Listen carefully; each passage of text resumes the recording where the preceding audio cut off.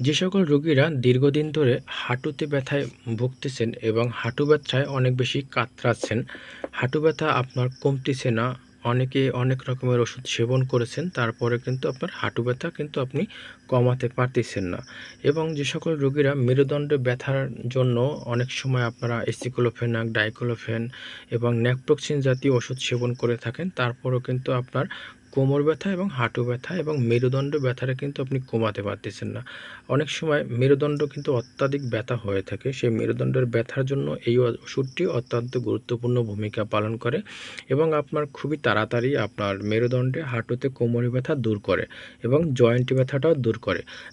আর এই ওষুধটি বিশেষ করে অস্টিও আর্থ্রাইটিস ক্ষেত্রে খুবই দ্রুত কাজ করবে এবং বাতজনিত চিকিৎসার ক্ষেত্রে এই ওষুধটি ব্যবহার করা হয়ে থাকে।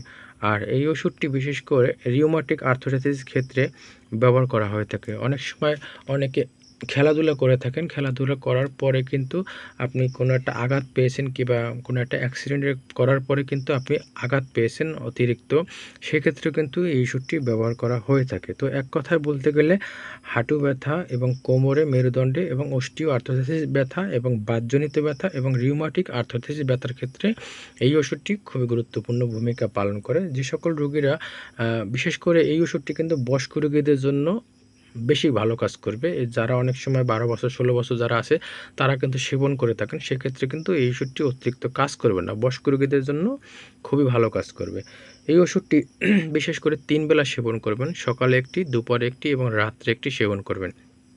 আর এই ওষুধটি সেবন করলে অবশ্যই আপনি খাবার পরে সেবন করবেন।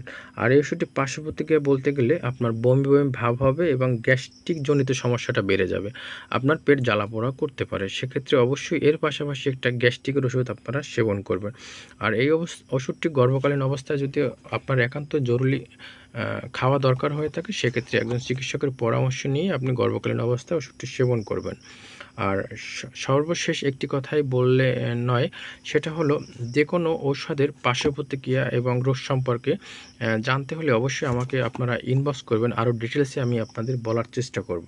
আরও একটি বিশেষ কথা বলতেই নয়, যে কোনো ঔষধের আপনার ডোজটা বিশেষ করে দেওয়া হয়ে থাকে আপনার ওজনের উপরে, বয়সের উপরে এবং আপনার হার্টের কোনো সমস্যা আছে কিনা, ডায়াবেটিসের কোনো সমস্যা আছে কিনা, এই সকল সমস্যা জানার পরে কিন্তু ওষুধের ডোজটা দেওয়া হয়ে থাকে, আপনার ওজন কতটুকু আছে। আর এই ওষুধটির দাম কিন্তু বেশি নয়, মাত্র ১৬ টাকা দাম। আর ৩ বেলায় কিন্তু খেতে হবে। ১৬ টাকা করে কত টাকায় আসে মনে করছেন, ৩ পনেরো ৪৫-৪৮ টাকা করে আসবে পার ডে।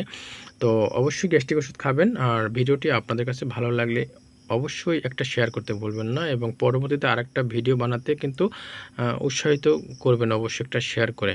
ধন্যবাদ।